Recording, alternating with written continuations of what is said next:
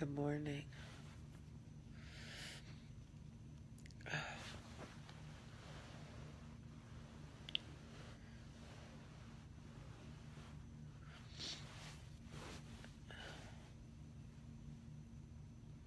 Happy Thursday.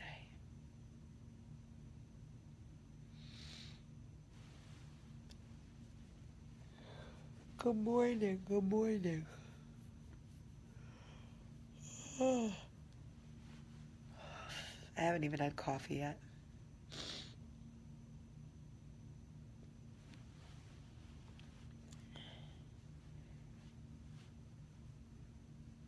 Good morning, everybody. I did not sleep. I have been up since 4.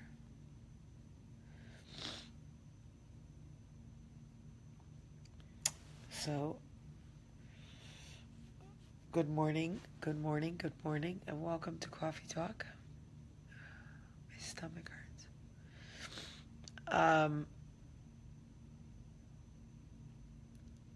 I went to bed last night. I was up at 1, and then I was up again at 4, and I just stayed up.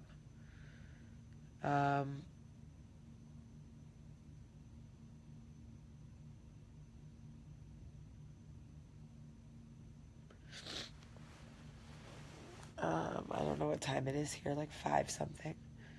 Anyway, I hope you're all feeling well this morning, and everybody's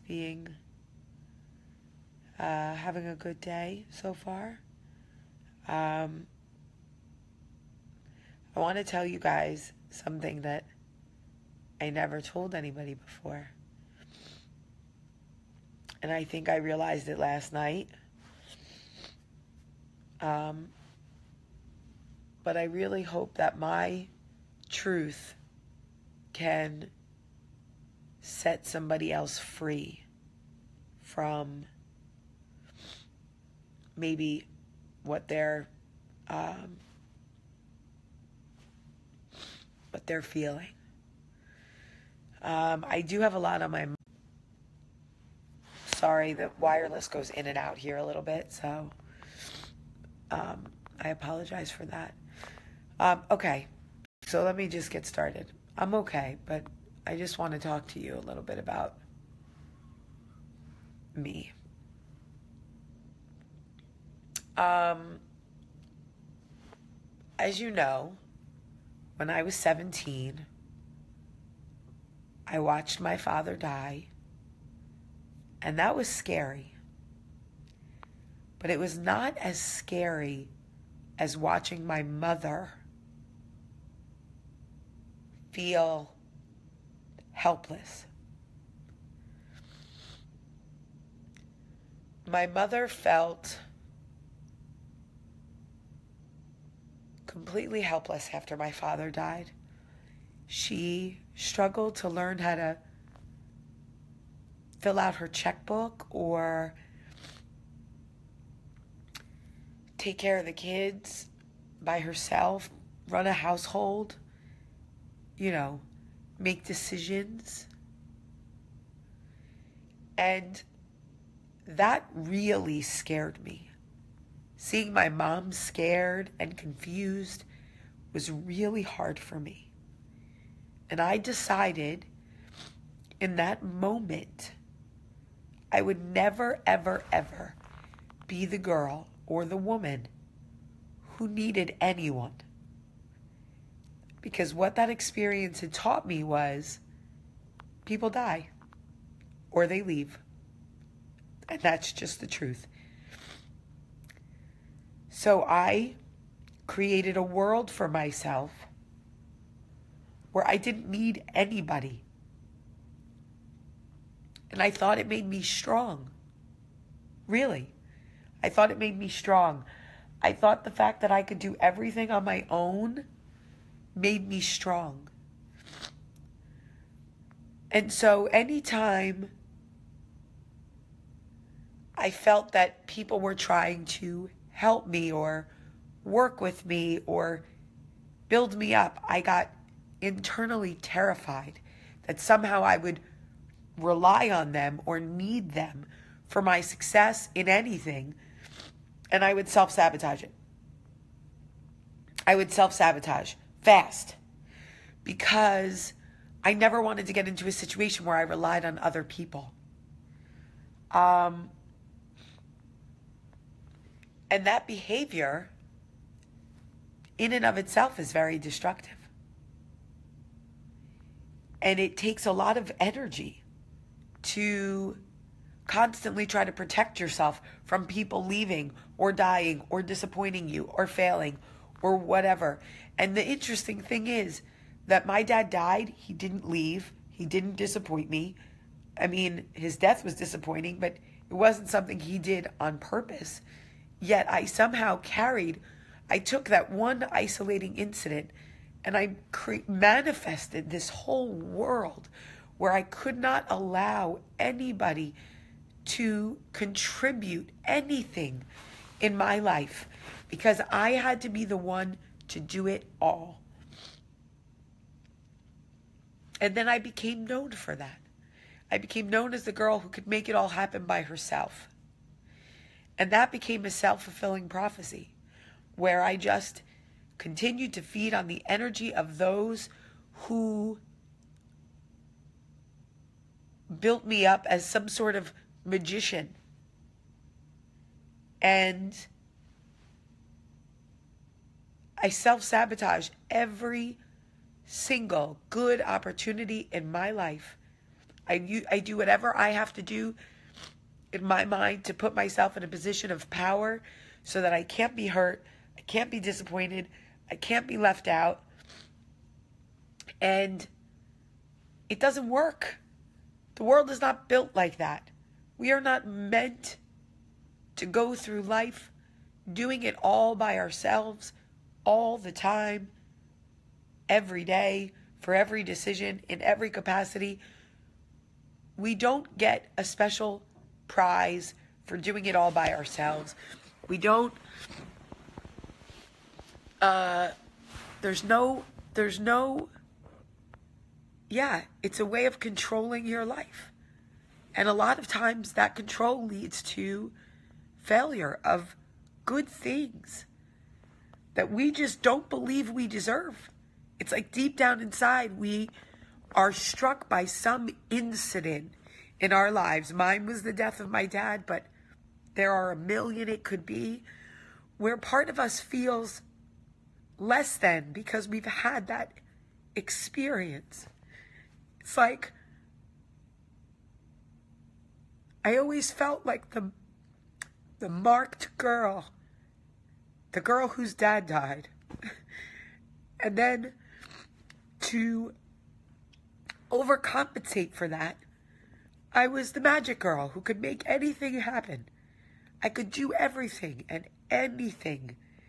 And I controlled every aspect of my life to the point where I was pushing good people and good things away, good opportunities. I have a real problem. It's a real problem that I have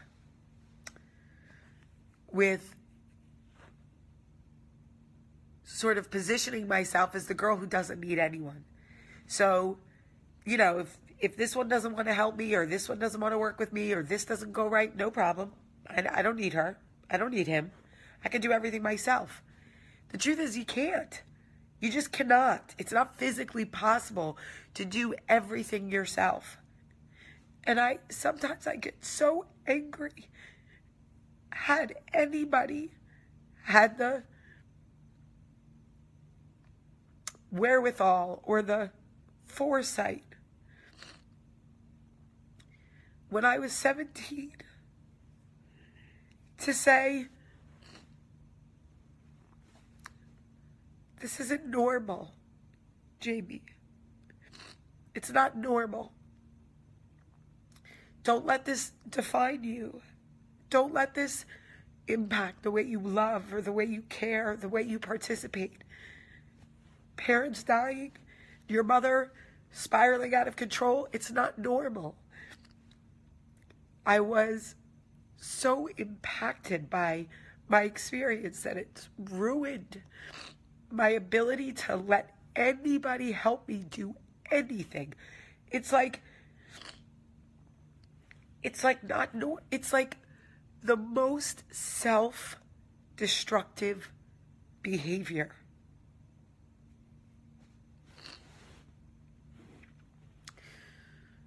It is a way that we control things, and it is not healthy. And I am telling you, if you can hear me, that my coping mechanism is not healthy. It is damaging to myself. It is a self-esteem issue that runs so deep. It's embarrassing. It's hurtful. It keeps me up at night. And it's okay. Y'all, it is okay that I'm crying. You know, you got to have these moments where you are humbled and open to hurting so that you can learn. Sometimes situations don't work out. Sometimes you self-sabotage relationships and you lose somebody good. And my only hope for you and me is that in that pain, you're open enough to go, I can't keep doing this. I cannot keep doing this to myself. I have to make better choices. I have to make better, more inclusive decisions.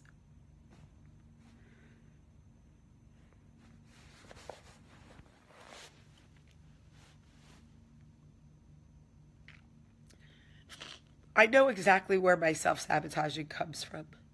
I know the very instant I picked it up and started carrying it, and I never put it down. And I've been carrying it for 23 years. Hurt everyone before they hurt you. Push everyone away before they can push you away. You don't need anyone. You can do everything yourself.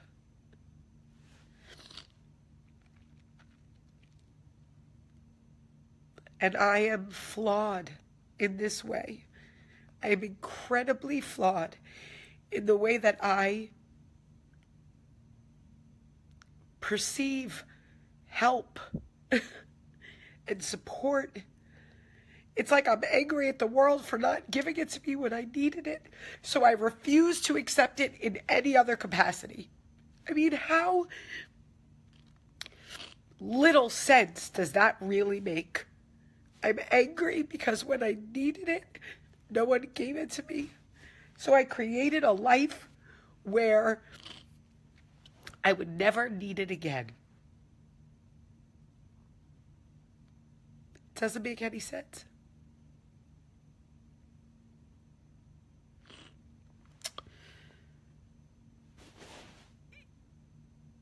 There are so many things that I wish I could go back to that 17-year-old kid who didn't understand what was happening, who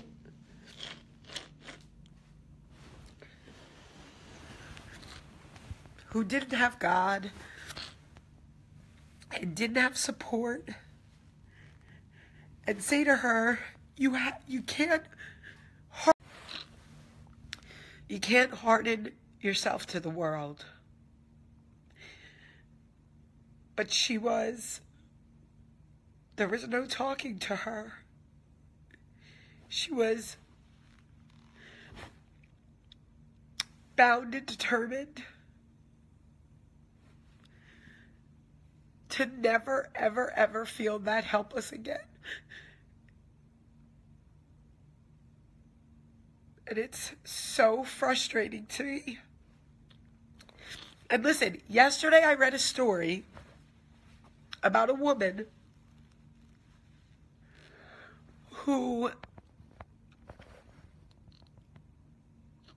whose village was attacked.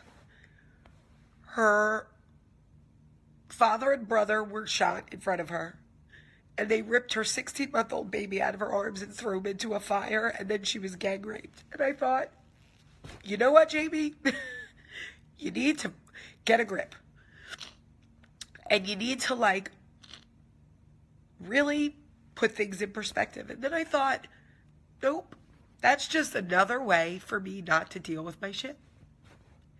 Find somebody that has it worse, toughen up, and go, no, Jamie, you're fine. You're fine. Your life isn't as bad as that life or that life or that life. Toughen up. You're fine.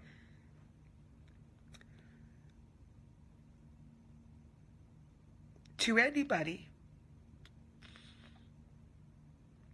who feels like they are in survival mode, there has to be an expiration date. You cannot live your entire life in survival mode. You will push everybody away. You will isolate yourself. You will damage relationships. You will lose people you love. And I know you feel like you're protecting yourself. I know you do. You think it's safe. But it's not, because life is not meant to be lived alone, pushing everybody away and everything away. So that what? No one can ever hurt you? You're hurting yourself. I hurt myself every day. And I owe a lot of people a lot of apologies, including this towel.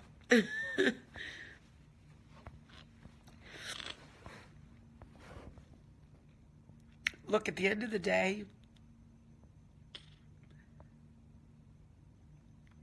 I want to be better.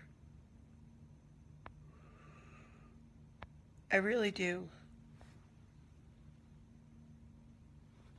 I don't want to live in survival mode anymore. I don't want to feel like people are threats, perceived threats that I create in my mind so that I can push them away. I make people the villain because it serves my narrative. That is the truth. My name is Jamie, and I make people the villain because it serves my narrative. Because it's easier for me to create a world in my mind where they are not good so that I can stay in survival mode. It's so stupid. How do I function every day with all this hurt? Good question. Truth is, I don't usually let it get this close to my subconscious or my conscious. Truth is, I keep most of my hurt way down. Yeah, Beth, I've been in and out of therapy. I'm not scared of therapy. But do me a favor. I just want to know. If you also feel like you self-sabotage, if you also feel like you live a lot of your life in survival mode, if you also feel like you push people away or create an environment where you make everyone believe you can do it all yourself, can you just comment a heart or something? I just want to know how many other women or men do the same thing.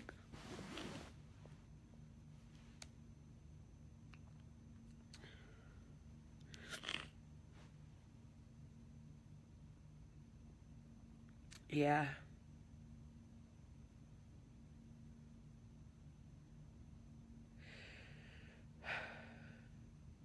so crazy. I see you, Rachel. I see you, Elizabeth.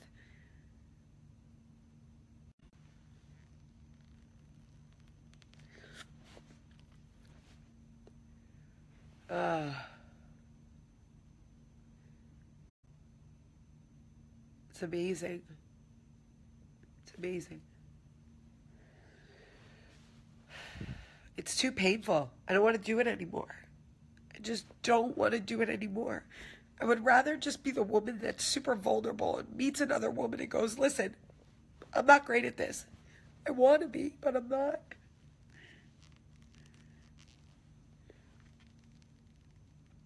I want to be, but I'm not.